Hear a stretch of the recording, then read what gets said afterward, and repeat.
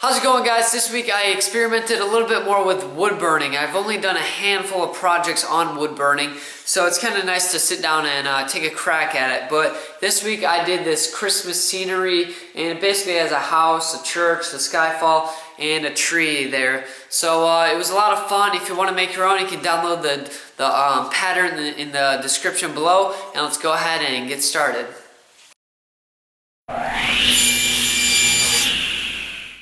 So I'm going to be doing this wood burning inside because it's a lot warmer in here, and basically I just have this piece of pine square that I cut out, and once I'm done burning my image on, I can go ahead and cut it to the exact size that I want. But for now, this is pretty much the general size, and I can go ahead and transfer my template onto here.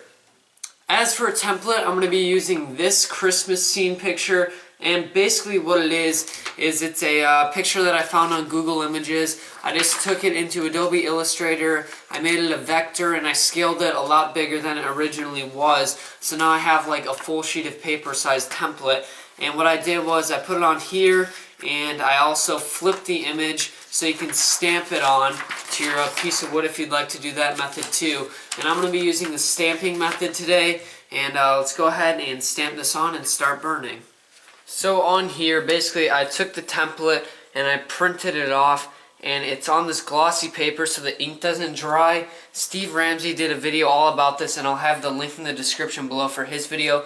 But basically I'm going to flip it over and I'm going to stamp it on, so then I'll have a template that I can follow.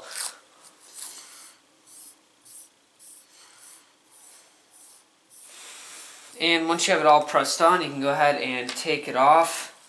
And now I have this really light, faint image that I can trace. The camera probably isn't picking that up very well, but it's very light and I can just barely see it. So I went back and I added a red template over it so that you could see it a lot better on camera, because the black one you couldn't see that well on camera, but this one sticks out a lot more. So now I can just go ahead and trace everything with my wood burning tool, and I can start burning here.